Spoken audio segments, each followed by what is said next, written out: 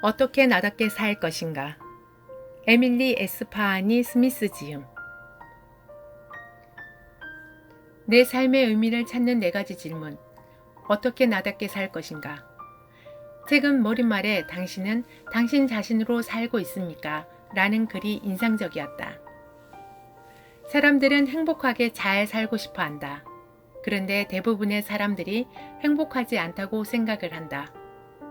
그래서 심리학자들은 우울증, 무기력증, 불안감을 치료할 수 있는 방법을 연구했고 돕는 일을 했지만 그것을 돕는다고 해서 행복해지는 것이 아니라는 것을 깨달았다. 그럼 어떤 것들이 사람들을 행복해질 수 있도록 돕는 방법일까를 고민하다가 다양한 사람들 이야기를 수록한 내용을 토대로 이 책을 설명하고 있다. 파트 1. 나다움을 지키기 위해 무엇에 의지할 것인가? 1장. 의미. 나다운 삶을 여는 열쇠. 1930년 어느 가을날 저명한 역사학자이자 철학자 윌 듀런트는 뉴욕 레이크 힐에 있는 집 마당에서 나뭇잎을 쓸고 있다가 근사하게 차려입은 한 남자를 만난다. 그 남자는 자기가 살아야 하는 타당한 이유 한 가지를 알려주지 않으면 자살하겠노라고 말한다. 윌 듀런트는 이 남자를 안심시킬 말을 찾아보려 했지만 이 남자는 이미 일을 하고 있었고 맛있는 음식도 먹어 배가 고프지 않았다고 했다. 그 어떤 말로도 크게 도움이 되지 않는다는 것을 알게 되었다. 그 후 사람들이 삶을 포기하려는 순간에도 무엇이 그들에게 삶의 이유가 될 수 있는지조차 알지 못한다는 사실에 나중에 깨닫는다. 2장. 내 곁에 있는 사람에게 집중하고 있는가? 유대감. 에드워드 프로이트는 섬에서 살다가 2013년 메모리얼 데이, 전몰 장병 추도 기념일에 맞춰 섬으로 갔다. 32살인 해군 중사 에드워드는 중동 파병 근무를 마치고 막 돌아온 참이었다. 하얀색 해군복에 군모를 쓰고 교회 입구에 서서 이웃과 친구들이 자신의 연설을 들으러 온 것을 본다. 연설 주제는 공동체의 중요성이었다. 에드워드는 대학 입학을 앞두고 있을 때 학교의 도서관 사서가 충고를 했다. 사람들에게 탕헤르 섬에서 왔다고 주저없이 이야기하라는 것이다. 사투리를 들으면 특이한 지역 출신임을 알아차릴 것이고 사람들은 탕헤르 섬이 어떤 곳인지 궁금해하며 특별한 곳이라고 당당하게 이야기하라는 조언이었다. 내 고향을 부끄러워하지 마. 탕헤르 섬은 이야기할 가치가 있는 특별한 곳이니까. 에드워드는 사서가 한 말을 그대로 전했다. 에드워드는 대학교를 다니면서 탕헤르 섬에서 살았다는 것과 사투리를 쓴다는 불편함 때문에 마음 편한 공동체를 찾을 수가 없었다. 하지만 학교를 졸업하고 나서야 사투리가 대화를 여는 물꼬가 될 수 있다는 사실을 알게 된다. 어색한 분위기 속에서 사람들은 사투리를 듣고 어디 출신인지 고향에 대해 묻고 서로에 대해 알아가는 유대관계를 키울 수 있었다. 사람들은 누구나 친구, 가족, 연인에게 이해와 인정과 지지를 받고 사랑을 주고 싶어 하며 어딘가에 소속된 느낌을 원한다. 다른 사람들이 나를 중요하게 생각하고 중요한 사람으로 대할 때 나 역시 스스로 중요한 사람이라고 믿는다. 그래서 다른 사람과 자주 즐거운 상호작용을 맺는 것이다. 저명한 심리학자와 의사들은 인간은 세상에 나오는 순간부터 본능적으로 유대감을 느낄 대상을 찾는다는 사실을 깨달았다. 3장. 누구도 아닌 내가 해야 할 일은 무엇일까? 목적. 자신의 정체성이 무엇인지 분명히 아는 사람은 자신의 핵심 신념과 가치, 삶의 목표를 알고 있으며 자신이 속한 집단과 사회가 자신에게 어떤 영향을 미치는지도 이해한다. 그런 사람은 청소년 시절 생기는 중요한 궁금증에 답할 수 있다. 나는 어떤 사람이며 어떤 사람이 되고 싶은가? 그리고 삶의 모든 단계에서 이 질문을 수시로 고민한다. 삶의 마지막 단계에 이르면 어떤 사람이 되고 싶은가? 나는 어떤 사람이었고 그 모습에 만족하는가? 라는 질문을 던진다. 자신의 가치관에 따라 살고 삶의 목표를 이룬 사람은 절망감 대신 자아 통합감을 느낀다고 에리스는 말했다. 자신이 하는 일을 다른 사람을 돕는 기회로 볼 때 우리의 삶과 일은 더 의미가 깊어진다.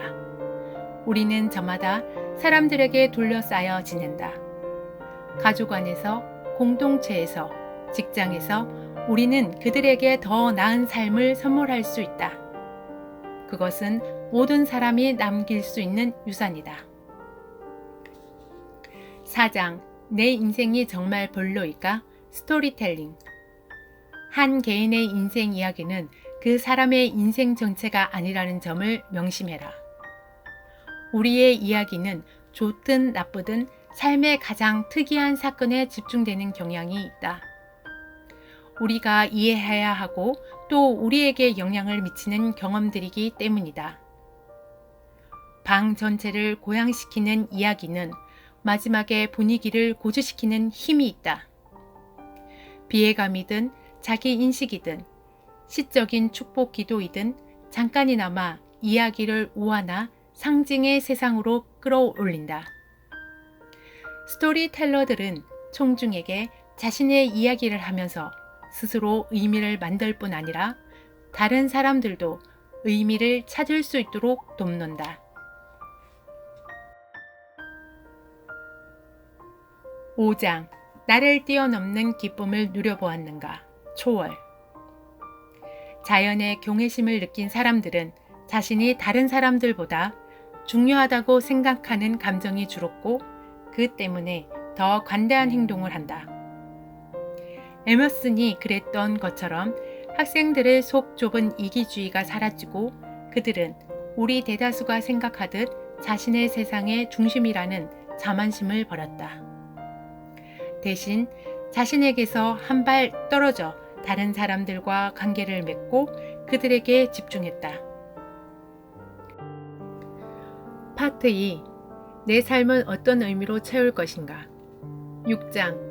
역경을 넘어 더 단단해지는 힘.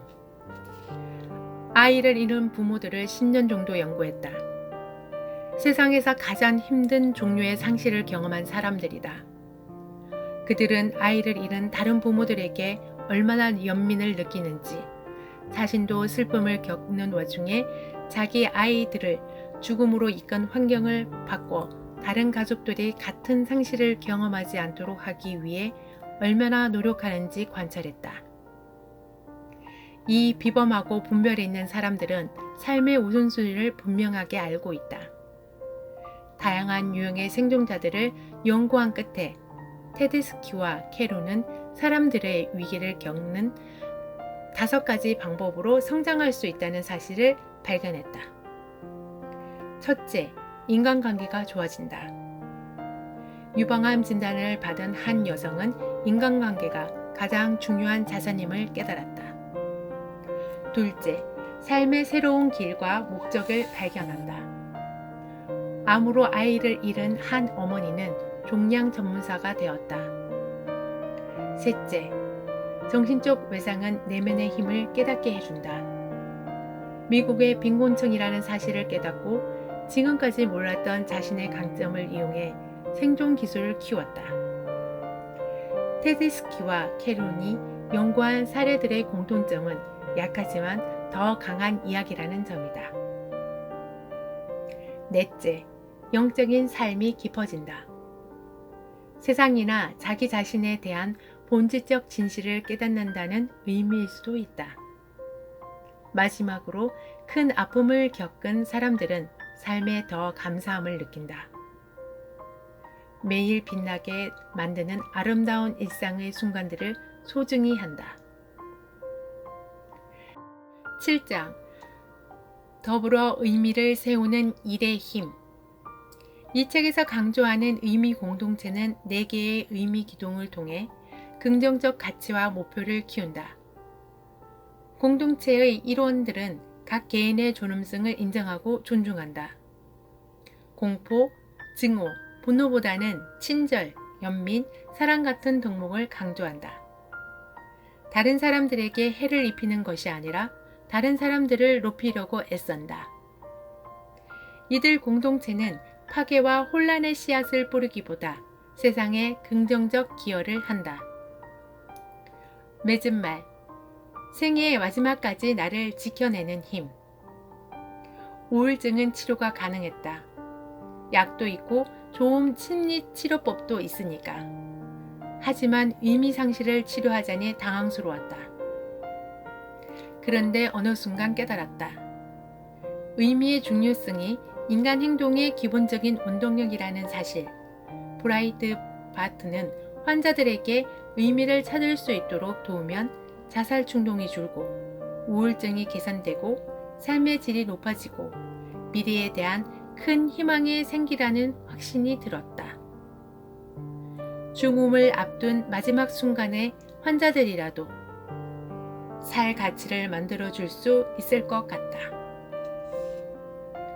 마지막 순간 무엇을 남기고 싶은가를 브라이트 바트는 1단계부터 8단계까지 심리치료로 만들어 삶과 죽음에 대해 태도, 절망과 불안감에 대한 생각, 삶에 대한 의미를 물었을 때 환자들은 삶의 태도가 바뀌고 절망과 불안이 줄었으며 삶의 의미와 질은 높아졌다고 말했다.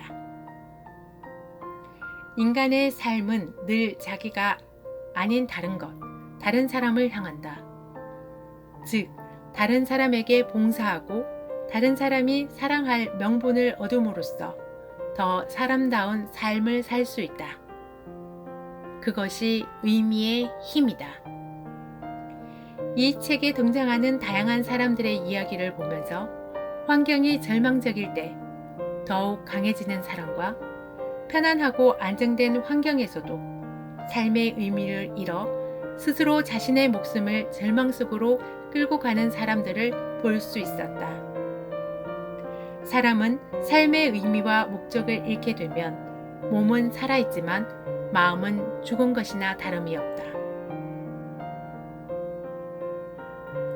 이 책을 통해 삶의 의미와 목적이 무엇인지 다시 생각해 보는 계기가 되었고, 삶의 의미와 목적이 무의미하다고 느낄 때 어떻게 준비를 해야 될까?